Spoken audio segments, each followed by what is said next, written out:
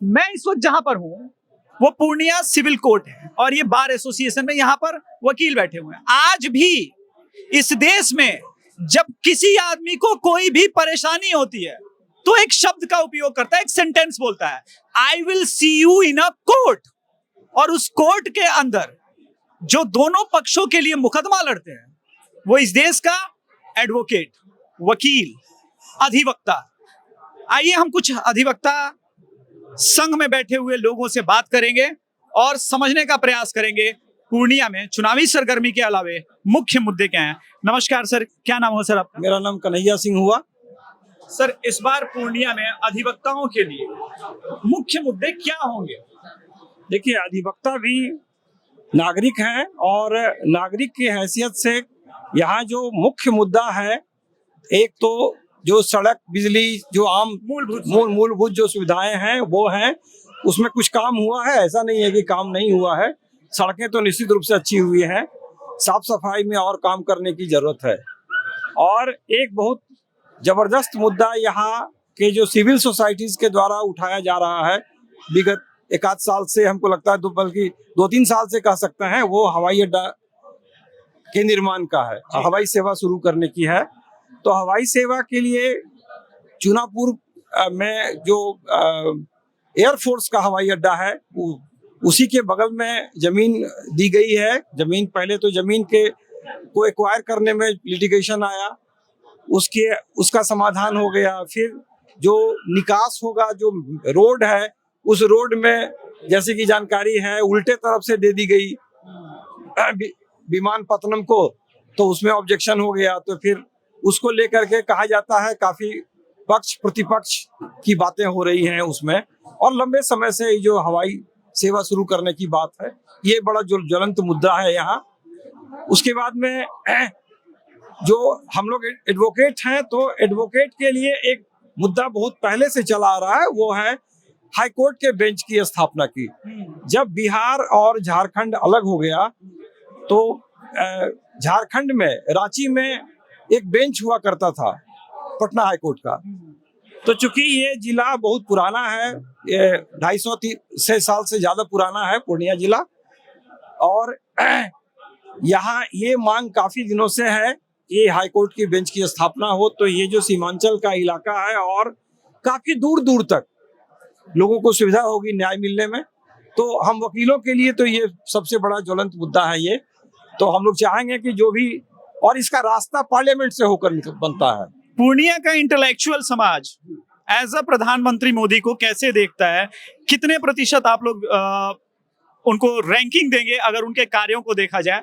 और क्या लगता है कि प्रधानमंत्री नरेंद्र मोदी जो संवैधानिक, अब 2 नई आ गई है, भारतीय न्याय संहिता भी आ गई है, तो इन सब दिशा में जो कार्य कर रहे हैं वो उसको आप कैसे देखते? देखिए, सबसे पहले तो मैं ये बताऊं कि ये जो मोदी सरकार है, अभी हाल में हमारे जो honourable chief justice of India है DY चंद्रचूड़ साहब, उन्होंने भी तारीफ की है। क्योंकि आपका जो क्रिमिनल लॉ में अमेंडमेंट आया है, अमेंडमेंट क्या कहेंगे कि नया जो लॉ आया, पुराने को निरस्त करके जो 1840, 1872 वगैरह के लॉ थे, उसको चेंज करके जो नया लॉ आया है, उसमें सबसे बड़ी बात देखने की ये है कि सालों साल जो मुकदमा चलता है अब शायद नहीं चलेगा, उस पर अंकुश लगाया जाएगा, उसमें टाइमलाइन फ्रेम किया हुआ है। तो चंद्रचूड़ साहब ने भी कहा है कि भारत बदल रहा है और तेज हो जाएगी। जी, प्रोसीडिंग फास्ट हो जाएगी, लोगों को जल्दी न्याय मिलेगा।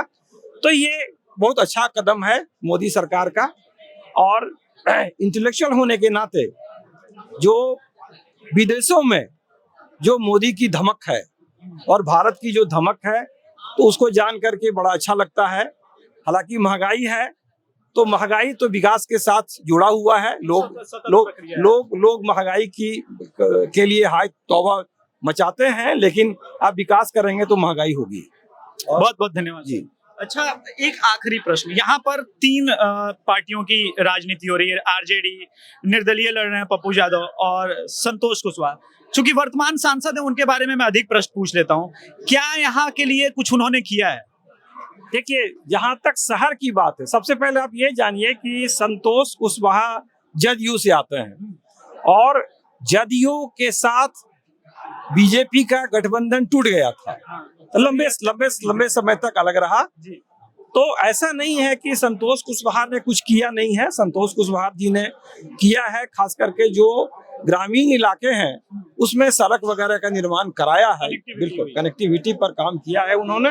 लेकिन एज ए मतलब नागरिक, पूर्णिया के नागरिक होने के नाते जितनी अपेक्षाएं उनसे थी उस पर वो खड़ा नहीं उतरे हैं, ये बात भी सही है। लोगों के अंदर सुगबुगाहट है इन चीजों की, और अभी चूंकि वो बीजेपी के साथ हैं तो हमको लगता है कि पल्ला उन्हीं का भारी है, और बीजेपी के जो वो कैडर वोट्स हैं या जो वो शिफ्ट उधर होंगे। तो कहीं ना कहीं हमको लगता है कि ये जो तीनों कैंडिडेट हैं, आपने सही कहा, त्रिकोणीय मुकाबला है निश्चित रूप से। पप्पू यादव भी एक सशक्त उम्मीदवार हैं, और उधर राजद की जो कैंडिडेट है बीमा भारती, वो उनको भी आप कम नहीं आंक सकते हैं। तो त्रिकोणीय मुकाबला है जरूर, लेकिन बीजेपी का साथ हो जाने से ये जो जदयू का जो है वो एज उनको मिल रहा है, और वो थोड़े से हमको लगता है कि मेरी नजर में शायद बेहतर पोजीशन में है। Thank you sir. 26 का चुनाव बताएगा। ये तो मैं 1 तारीख को ओपिनियन पोल भी दूंगा। मैम आप बात करेंगे ना महिला सशक्तिकरण और दूसरे मैटर पे? महिला है मैम, आपको बात करना चाहिए ना। प्रधानमंत्री नरेंद्र मोदी जी की एक बहुत महत्वाकांक्षी टर्मोलॉजी है जिस पर वो कहते हैं महिला सशक्तिकरण। तो हमारे साथ महिला अधिवक्ता भी हैं, उनसे भी बात करते हैं।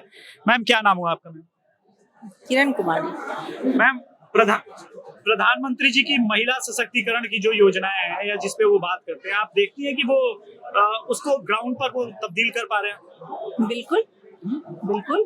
प्रधानमंत्री मोदी सरकार के विजन में जो महिलाओं के सशक्तिकरण पर काम हुआ है। थोड़ा सा लाउड बोलिए, शोर बहुत है।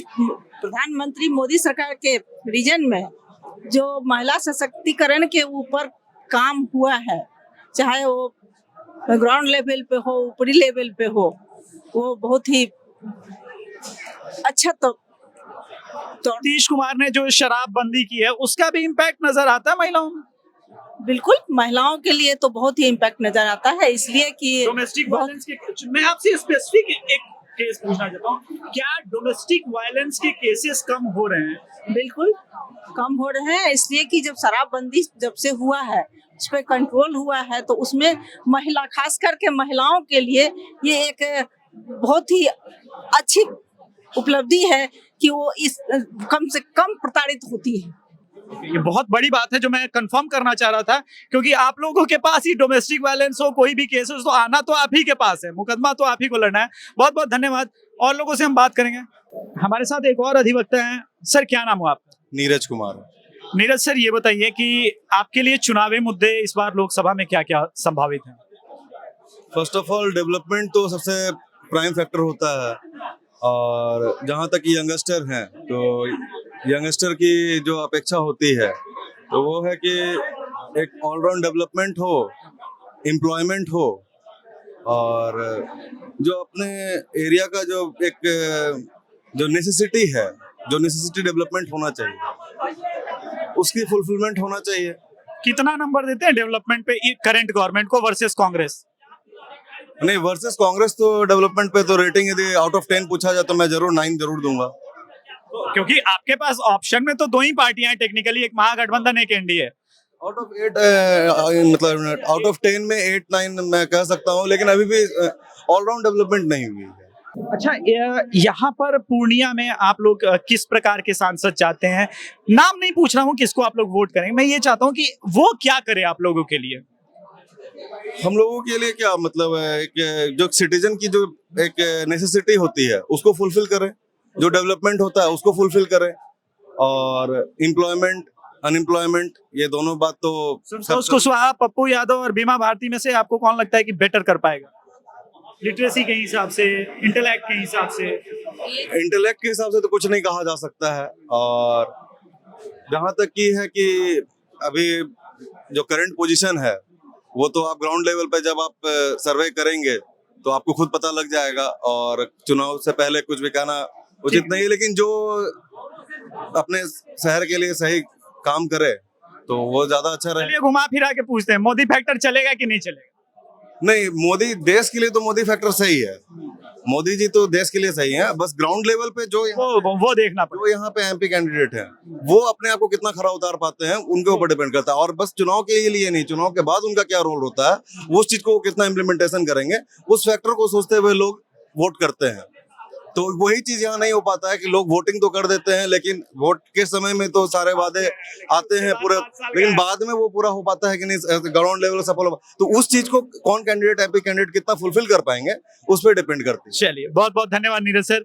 तो एक समीकरण जो यहाँ से पता चल रहा है, फैक्टर है मोदी फैक्टर, पर क्या वो ट्रांसफर होगा वोट्स में, वो हम आगे देखेंगे। हमारे साथ एक और अधिवक्ता है, क्या नाम हुआ सर आपका? संजय कुमार डावर। संजय सर, इस बार एडवोकेट्स के लिए क्या महत्वपूर्ण मुद्दे रहेंगे? इंटेलेक्चुअल समाज जो पूर्णिया का है वो किस प्रकार से वोटिंग करेगा पूर्णिया लोकसभा में?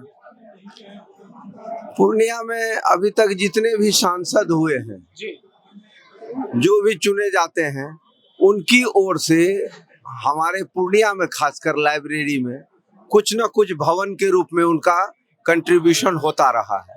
वर्तमान में संतोष कुशवाहा जी हैं, उनका भी एक भवन है बना हुआ, जिसमें बहुत सारे अधिवक्ता, सामने की ओर जो भवन है वही है।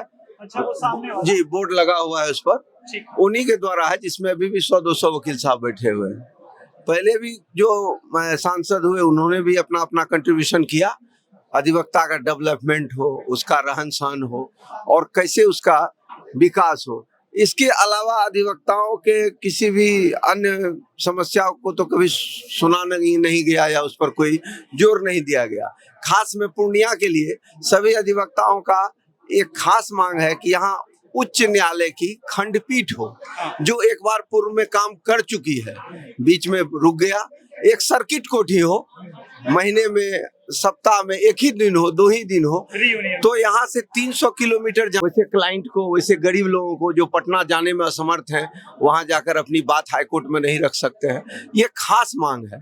और अभी जितने भी कैंडिडेट हैं, जिसमें राजेश रंजन जी हैं, संतोष कुशवाहा हैं, बीमा भारती है, सभी लोगों को हम लोगों ने यही कहा, उच्च न्यायालय की खंडपीठ अति शीघ्र आप लोग दिलवाने का प्रयास करें, जिससे क्लाइंट को और वकील दोनों को सुविधा हो। प्रधानमंत्री नरेंद्र मोदी जी जो चेंजेस लेके आए हैं आईपीसी और इन सब में, भारतीय न्याय संहिता जो आई है, जिसको लेकर के डीवाई चंद्रचूड़ ने कहा कि अब शायद संभवतः केसेस का निपटारा जल्दी हो जाए, कैसे देखते हैं आप इसको, भारतीय न्याय संहिता के बारे में? ये जो तीनों बुक आ गई है, ये क्रिमिनल प्रोसीड्यूर कोड है या न्याय संहिता है, ये सब जो है पुराने चीजों को सेक्शन में नया परिवर्तन कर और खास कर सोशल मीडिया या जो आधुनिक टेक्नोलॉजी है उसके अनुसार न्यायालय काम करे, इस हेतु ये तीनों चीज बनाया गया है।